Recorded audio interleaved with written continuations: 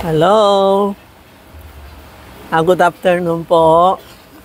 Ito yung napanood niyo, ito yung Yasui coins namin, na original po ito. Kasi marami nagte-text sa akin, nakita nila na nasa video o sa TikTok o nakita nila namin gumagaya sa akin, ginamit yung video ko. After that, tapos binebenta nila ng mahal. Tapos may kala nila sa akin yon, nag-order sa kanila, nag-text sa akin bakit nagiging rabbit. Sabi ko, hindi naman kami nagbebenta ng may rabbit, puro dragon. Baka sa iba sila nabili, totoo nga, sa iba sila bumili, pero ginamit niya ang video ko. Ang benta ko is 300, benta nila is 700. Yan po sorry kasi kailangan ko sabihin price kasi ang dami nalilito sa product namin. May 10 years na o 15 years na nagbebenta ko ito, puro 300. Up to now, 300 pa din. Kasi sabi ko, maski na anong mahal, bibigay natin ng mura sa mga customer para magamit nila. Ang ibig sabihin nito, pag bumili kayo, kasi hindi sila marunong ma-explain Kaya they use my video. Okay lang po. Sinagot niya ako para lang ako maswerte. Okay lang po. Ito po ang Yasui coin. Pag bumili kayo, may Yasui ang pao. Itong Yasui coin, lalagay mo sa loob. Titingin nyo na may dragon sa loob. Dragon hindi rabbit. Rabbit o tiger, luma na yon. Kasi binibigay nila 700 na may tiger. May tiger yata o rabbit. Sabi niya, tita, bakit rabbit ang senyo? Nagulat ako, hindi naman kami nagbebenta rabbit na. Naubusan kami nga this year. Tapos sa likod niya may fish, ibig sabihin palaging may pera. Kasi next year is dragon year, more on abundant tayo, more on pera tayo. Ito ang angpaw. Lalagay natin itong coin sa loob, then you put money. Pera po, hindi coins pera, papasok nyo dito, 1,500, 100, bala kayo. Tapos lalagay natin sa ilalim ng unan. Then, after Chinese New Year, February 10 o 11, 12, kukunin nyo na. Lalagay nyo sa wallet nyo, sa bag nyo, sa kaha nyo, sa bata, school bag, sa matanda, sa unan nila, huwag na ikunin for good health. Ito, maraming purpose yan Palaging ibig sabihin, may dala tayong pera 2023 to 2024. May dala tayo pera, kaya nga ito ang tinatawag Yasui, na yung pera natin, tutulog natin parang magdala tayo ng pera. Alam mo, pag kama mo o unan mo may pera, they give more abundant para palagi may pera tayo. Yan ang Asian country pa, dinalagay nila ng pera sa unan. Up to now, kami din ganun din. Mama ko, nakaantay kami ng Chinese New Year or Christmas, binibigay kami ng pera. Sabi na, lalagay sa unan para may pera kayo. Then after, yung kami, gusto namin, magastos na. About Chinese New Year, gastos na kami. Pwede, after Chinese New Year, the money you can use that. Pwede po, Ito ang tunay, tunay na Yasui coins. Tandaan nyo, ma'am, kung saan kayo bibili, wala kaming pakialam, basta ito ang tunay na Yasui coins, Maski na saan kayo bumibili, wala kaming problema sa itong stock kasi marami na kilala ito. Ako na i-introduce first. Ako ang first na introduce to. Ako din nagbebenta. Ngayon tapos maraming gusto din magbenta. Okay lang kayo, pero wag lang gamitin yung pangalan, video ng mga tao. Gamit niyo sarili niyo. Gaya mo anong sabi ko, walang problema. Walang problema ako. Lahat tayo magtatrabaho. Lahat tayo gusto pera, hindi ba? O, sige, basta huwag lang sobrang mahal ang benta niyo. And huwag niyo sobrang mali ang usapan niyo. Mali ang kwento o Okay lang, magbenta kayo. Okay lang po,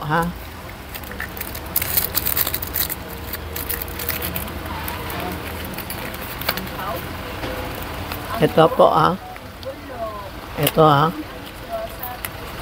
Sa Southern. Ito po, ha. Ito ang Yasui coins, ha. May Yasui pouch kami, ha. Hindi, powerful pouch, ha. Kami talaga nakasulat Yasui pouch, pa. Nakasulat ito, hindi ako pwede magpalit ng pangalan na powerful pouch o lucky pouch o ano. Pinagaya ko exactly the original Yasui pouch. Yan po, ha. Pag tayo magpalit ng pangalan, nalilito ang customer po. Ngayon, may dumating ako, ewan ko bakit lahat nakahanap ng evil eye, inggit. At actually, lahat na tayo, may nakiinggit sa atin. Kami lang, ngayon buong pindahan, buong Ongpin meron. Green Hills, Quiapo, lahat meron.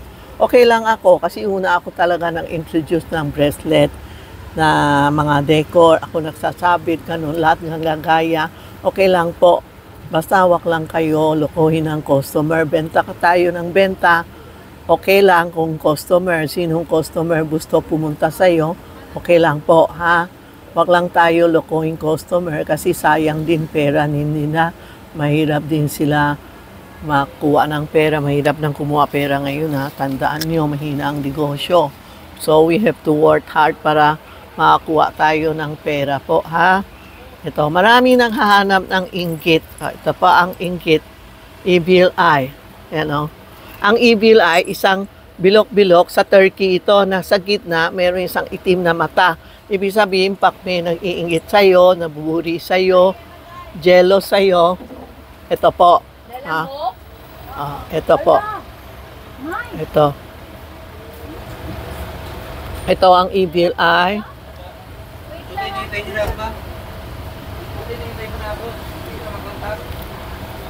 Ito po, ha? Ito ang evil eye mata na maraming yan, no? Wait lang, ha? Nasa loob pa. Nakalimutan ko pa naman. Kasalanan mo. Ito ang evil eye na keychain. Ito yung evil eye na dragon, no? Bagong dating na may dragon po. May pick up na naman ngayon ng calendar. Maraming nagpipick up ng calendar po. Yan. Tapos ito yung evil eye na keychain. Dami kami klase evil eye na keychain. No? Tapos ito ang tinatawag mga ham-sam keychain na may evil eye is for protection against mga naiinggit sa'yo, protection sa power, bibigay ka ng power, bibigay ka ng lakas against sa mga jealousy. Parang evil eye siya, pero yung kamay, ganun, stop. Kung may nagloloko sa'yo, galit sa'yo, ganun sabi ng stop. No? Ito po, ito ang money tree. Ito ang money tree na may evil eye. Ito po. Then, titingnan nyo kung tama pangalan, ha? Baka sa lalamot mali ang pangalan po. Ha? Ito yung money tree na may evil eye, no? Ling, ling, ling. Pwede isabit sa loob ng bahay o sa labas. Pero, wag lang yung maingay. Gusto natin yung tahimik. Pwede lagay sa bahay. No? Money tree, prosperity po. Tapos, meron tayo keychain. Dali, maraming stock dumating ngayon eh. Kaya kailangan isa-isa. Ito po.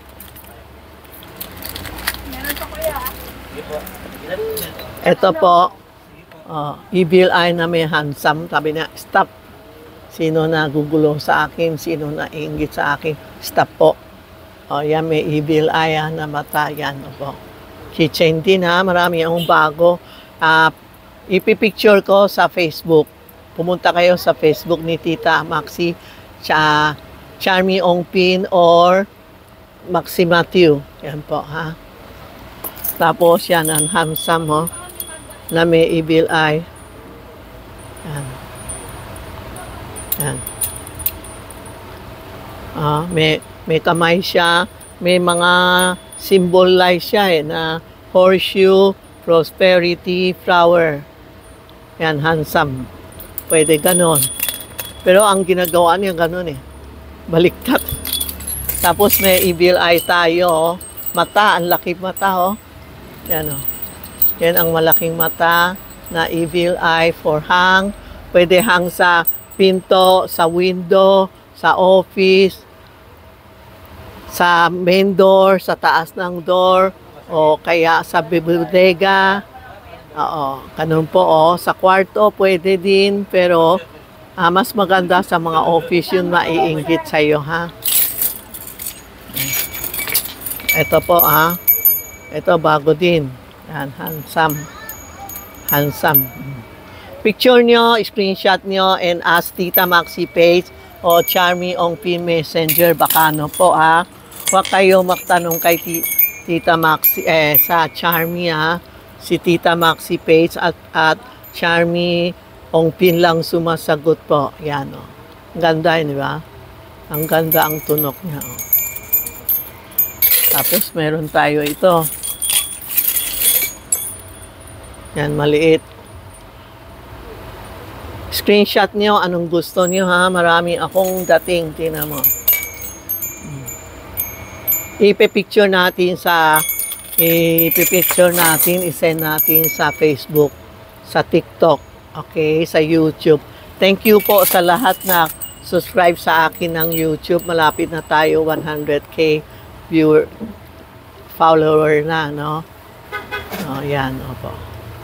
Tapos marami na nagtitingin sa akin, 1.4 na million nagtitingin sa akin po. Yan. Picture nyo, ha, yan ang bagong screenshot natin, ha. Ayan.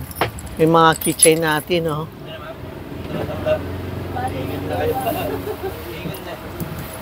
Bigay mo isang calendar na Santiago. Ay, wait lang ba yun? Oh, bigay mo. Wait lang kuya. Ayan po, ha. Mga keychain ko bago, ha. Hindi mo taas ako sa minsan.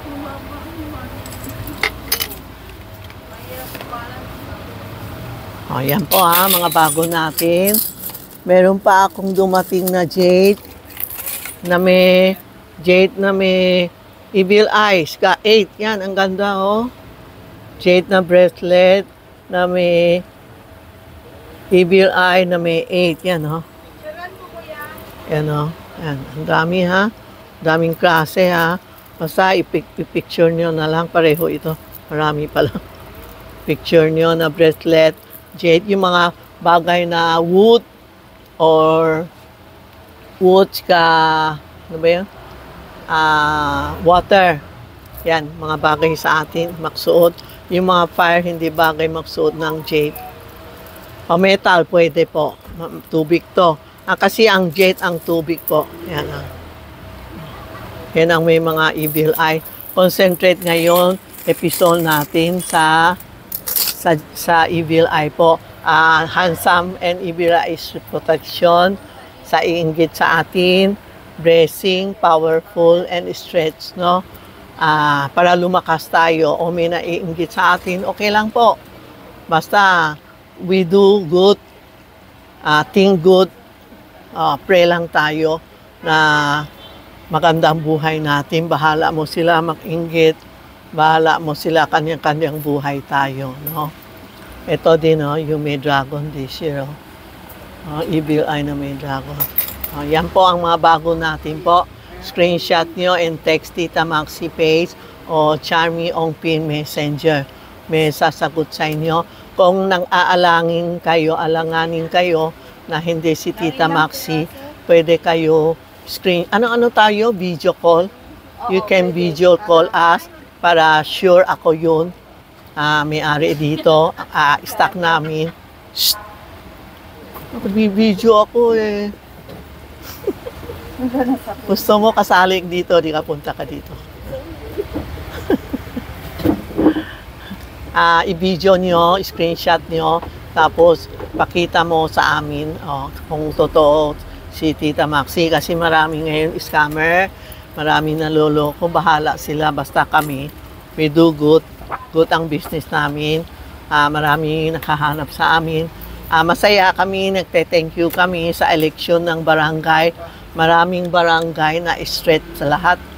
Yung advice namin, color namin, na okay sila lahat po. Lahat nagte-thank you sa amin, sa tumawag, sa YouTube, sa TikTok, nagte-thank you, sa Facebook, nagte-thank you sa amin. Salamat po ha. Thank you.